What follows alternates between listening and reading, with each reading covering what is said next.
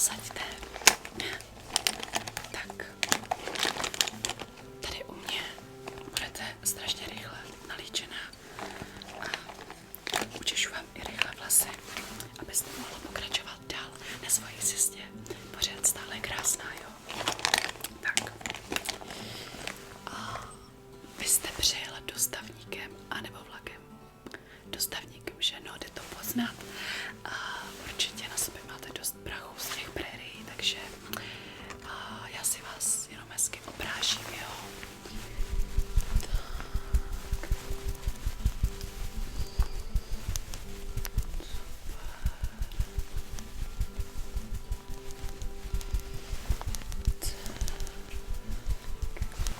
Super, tak jste oprášená a teďka vám teda udělám nějaký decentní make-up, jo? Make-up.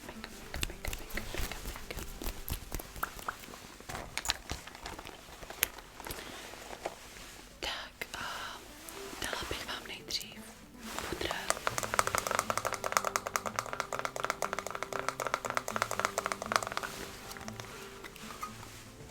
Takže takhle hezky čelo, nos, brada, tváře. Ještě takhle trošku. Tak.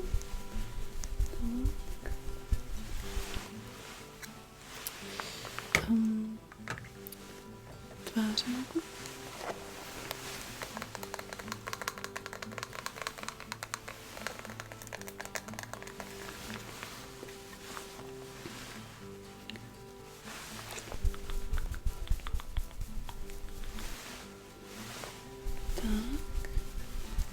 Odkud jste k nám přijela?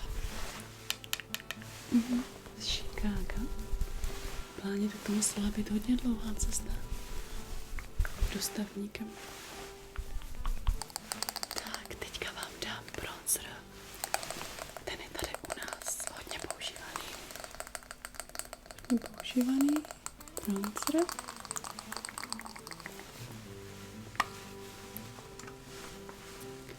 A viděl jste už našeho šerifa? Je to hezounek, že?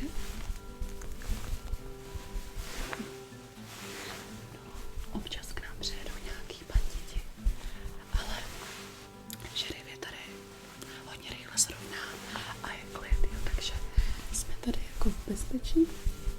A je to fajn, je to v bezpečí. Tak, teď jsem vám dala ten bronzer na tváře a dala bych ho ještě určitě na nos a možná takhle na víčka. Jo. Tak ukažte nos a víčka.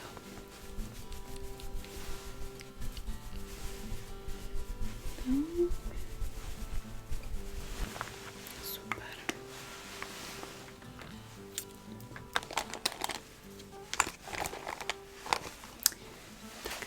Hrtěnku tady mám buď tuhle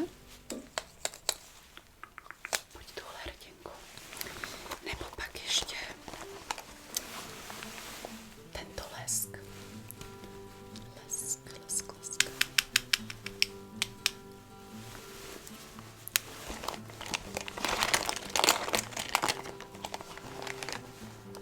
A pak tady mám ještě tuhle.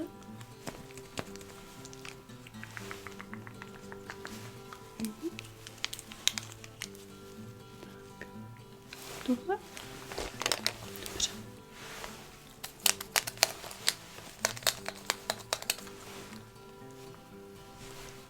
Ukažte, vyšpůjte rty.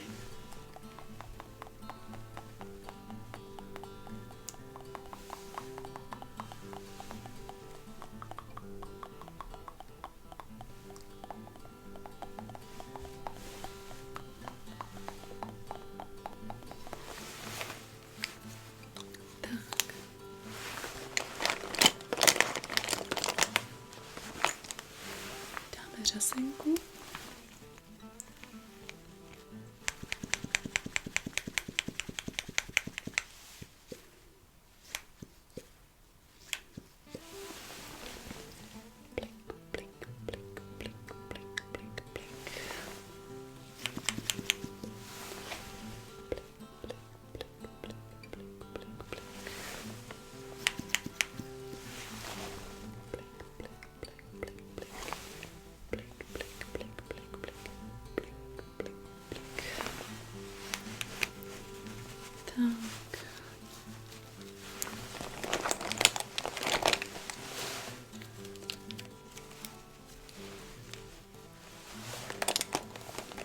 určitě bych vám poradila navštívit místní salon.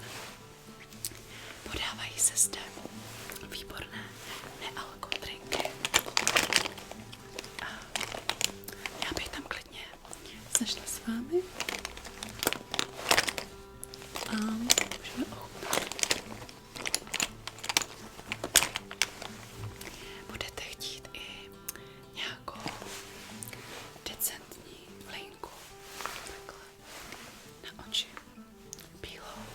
Dobře, podívám se, jestli tady nějakou máme.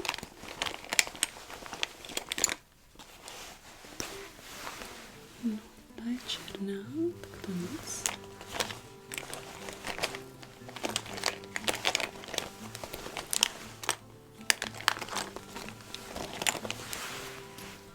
Tady máme takovou světlou. Ukažte.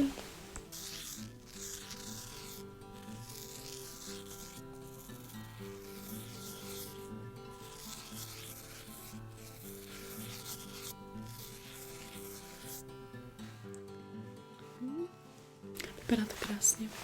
Super, super, super. Tak. Já bych vám ještě učesala obočí. Jo, jen to tak decentně. Tak.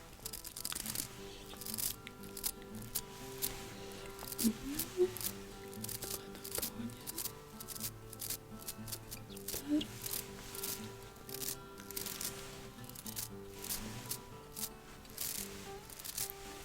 Takhle. Krása. Takže to bychom měli.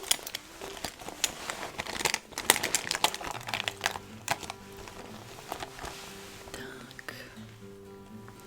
A s dovolením vám sundám váš klobouk. Tak super. A mimochodem máte moc krásný klobouk. Máte moc krásný klobouk. A kde jste ho pořídila? Jo, tam to znám, tam to znám. Tam je to asi hodně drahý, ne? No. Určitě byste mohla navštívit i náš místní koloniál. Máme tam moc krásné šátky a rukávky a tak. A třeba byste si tam něco koupila. Tak já vám učešu vlasy, jo?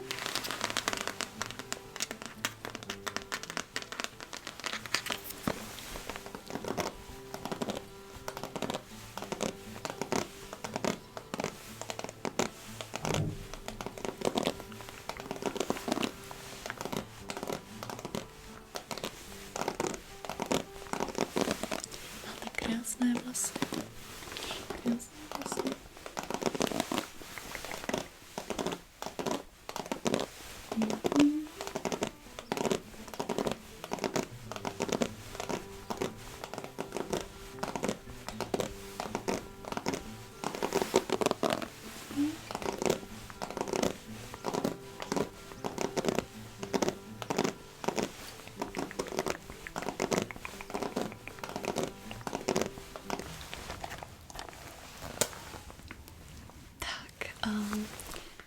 Jste hezky upravená a můžete si klidně vzít zpátky svůj klobouk a můžeme se klidně přesunout do toho salonu, o kterém jsem vám říkala, a můžeme si tam dát nějaký ten drink. Jo, super. No a mimochodem vidíte, zrovna tady sedí šerif, je tak hezký, že? No, já jsem to říkala. No a vlastně, když půjdete potom o ulici dál, tak tam je pekárna paní Marviové a ta má vážně vyhlášený jablečný koláč a ten je naprosto vynikající. Opravdu musíte tam jít ale zavčas, protože je brzo vyprodaný. Jo? Takže to je takové moje doporučení pro vás, když byste měla hlad. No, každopádně chtěla jsem vám říct, že pokud byste na další vaší cestu nechtěla používat dostavník, ale chtěla se trošku víc provětrat, ať vám vlajou vlasy a tak, určitě vám můžeme poskytnout koně, protože můj bratr vlastní ranč a má tam opravdu spoustu koní. Jo, takže nechám to samozřejmě na vás a kdybyste se rozmyslela, tak stačí říct. Tak a klidně bychom mohli jít už dovnitř, do toho salonu. Každopádně jsem ještě chtěla říct, že ten drink, o kterém jsem říkala, tak je taky od paní Marviové, nebo alespoň od ní. Je ten originální recept, takže uvidíte. Jo? Paní Marviová je taková osobnost tady u nás v tom našem teritoriu. Každopádně, jenom jestli se můžete trošku otočit. Já vám ještě trošku učešu ty vlasy. Ano, vlasy hřeben všude. Tady vidím trošku ještě nějaký prach. Nějaký cucky. Tak ať jste tam pěkná.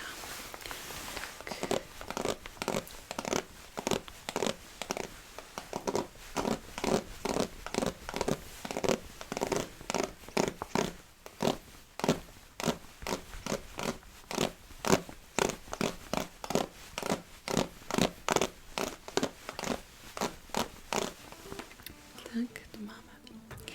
No, a pojďte za mnou ještě trochu blíž, no pojďte. Já vám řeknu teďka takovou historku, jo.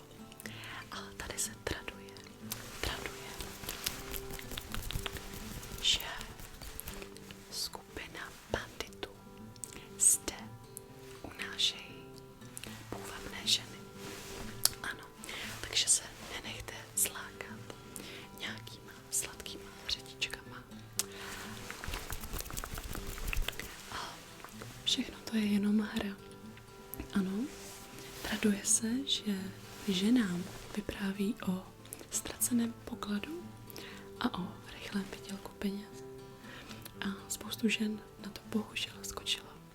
Ale ty ženy jsme už v životě neviděli. Jo? Takže dávejte si pozor a dávejte si pozor i na to, s kým se tady bavíte. Jo, buďte opatrná a obezřetná. No, tak jdeme dovnitř.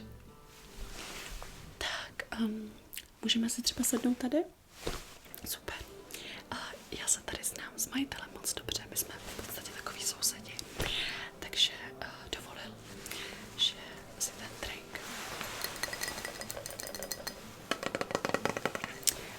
ten drink můžeme udělat takhle sami, aby jsme měli jako lepší prožitek.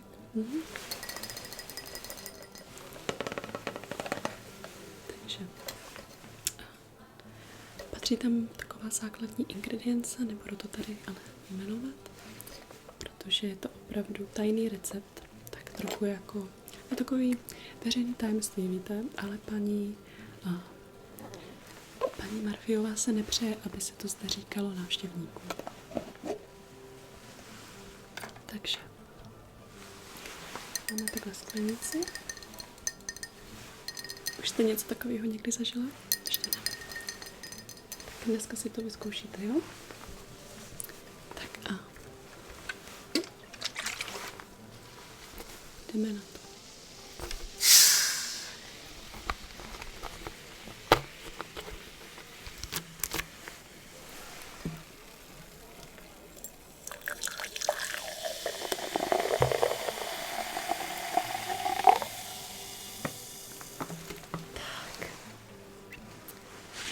Myslím si, že vám bude opravdu chutnat.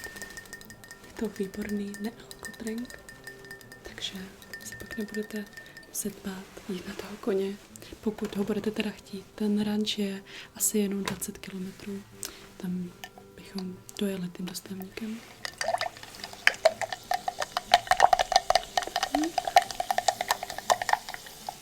Dává se tam takový vynikající syrup z místní farmy.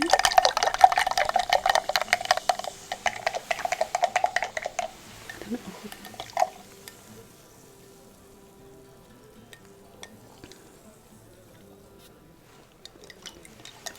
Vynikající. Dejte si taky.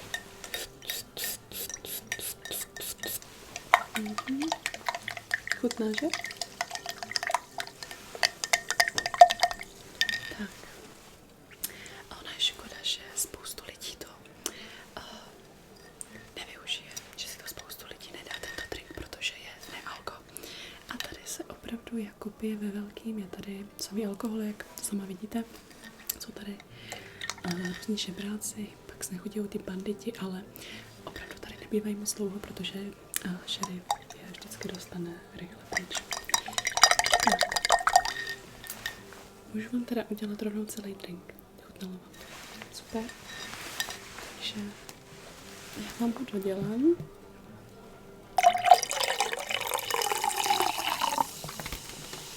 Tak. A máme tady speciální nádob na ten drink. Speciální kelímek.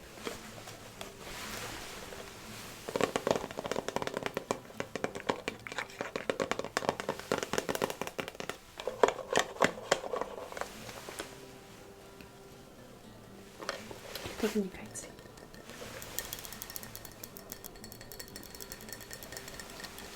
Tak, já vám ten drink dám tady na náš stolek.